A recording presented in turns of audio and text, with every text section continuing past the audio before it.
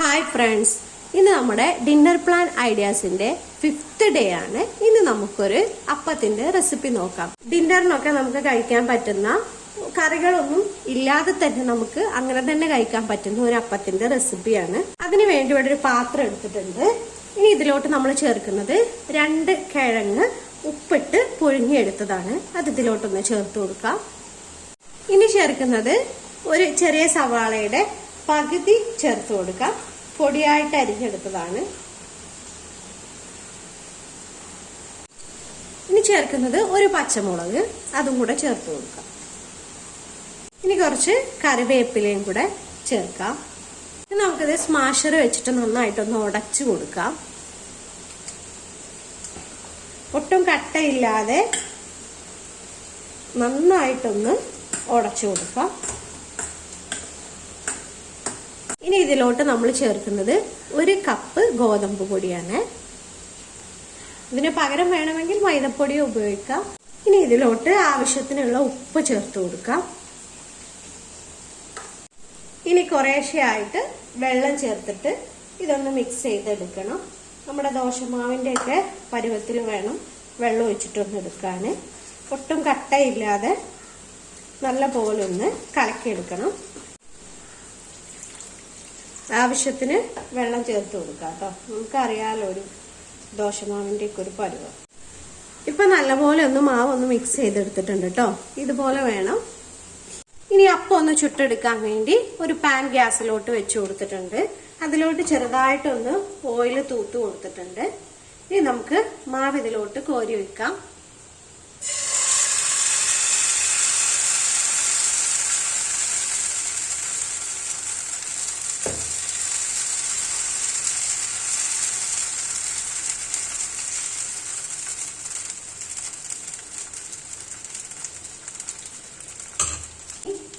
Law ഫ്ലെയിമിലാക്കി വെച്ചിട്ട് നമുക്കിതൊന്ന് അടച്ചു വെച്ച് കൊടുക്കാം. ഒരു ഭാഗം നല്ല പോലെ പാകമായതിനു ശേഷം അടുത്ത ഭാഗം തിരിച്ചിട്ട് കൊടുക്കാം. ഒരു ഭാഗം നല്ല പോലെ ആയി വന്നിട്ടുണ്ട്. നമുക്കൊന്ന് തിരിച്ചിട്ട് കൊടുക്കാം.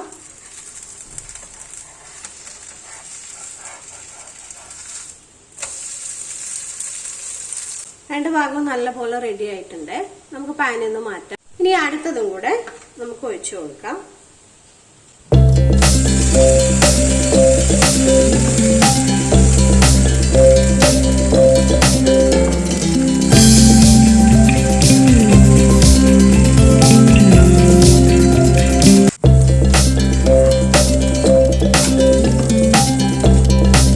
ബാക്കിയെല്ലാം നമ്മൾ ഇതുപോലെ ചുട്ടെടുത്തിട്ടുണ്ട്. അപ്പൊ നമ്മുടെ ഹെൽത്തി ആയിട്ടുള്ള അപ്പം ഇവിടെ റെഡി ആയിട്ടുണ്ട് കേട്ടോ. അപ്പന്നോ ദോശ എന്നോ, ഞങ്ങളിവിടെയൊക്കെ നമ്മള് ദോശ മാവ് ഒഴിച്ചിങ്ങനെ പരത്തി ചുറ്റിച്ചെടുക്കില്ലേ, അതിനാണ് ദോശ എന്ന് പറയാ. ബാക്കിയുള്ളതൊക്കെ അപ്പമാണ്. അപ്പോൾ ഈ ഒരു അപ്പം ഡിന്നറിനൊക്കെ കഴിക്കാൻ ബെസ്റ്റ് ആയിരിക്കും. വേറെ കറികളൊന്നും നമുക്ക് ആവശ്യമില്ല. അതാണ് പ്രത്യേകിച്ചുള്ളൊരു കാര്യം. കറികളൊന്നും ഇല്ലാത്ത ദിവസങ്ങളിൽ ബ്രേക്ക്ഫാസ്റ്റിന് വേണ്ടിയിട്ടൊക്കെ നമുക്ക് ഇത് ഉണ്ടാക്കിയെടുക്കാം. നല്ല സോഫ്റ്റ് ആയിട്ടിരിക്കുന്ന അപ്പമാണ് കേട്ടോ. നമ്മുടെ ദോശയൊക്കെ പോലെ തന്നെ, ഗോതമ്പ് ദോശയൊക്കെ പോലെ തന്നെയാണ്. പക്ഷെ ഇച്ചിരി കൂടെ ഹെൽത്തി ആണ്. നമ്മളിതിൽ കുറച്ച് പിന്നെ കറി ഇല്ലാതെ കഴിക്കാൻ പറ്റുന്ന രീതിയിലുമാണ്. അതുപോലെ നമ്മളെടുത്ത അളവ് വെച്ചിട്ട് ഒരു 6 അപ്പമാണ് ഉണ്ടാക്കിയെടുക്കാൻ പറ്റിയത്. ഇനി അതിൽ കൂടുതൽ വേണമെങ്കിൽ എടുത്ത ഇൻഗ്രീഡിയൻസിന്റെ ഒക്കെ അളവൊന്ന് കൂട്ടിയെടുത്താൽ മതി. അപ്പൊ എല്ലാവരും തീർച്ചയായിട്ടും ഒരു പ്രാവശ്യമെങ്കിലും ഒന്ന് ട്രൈ ചെയ്ത് നോക്കുക.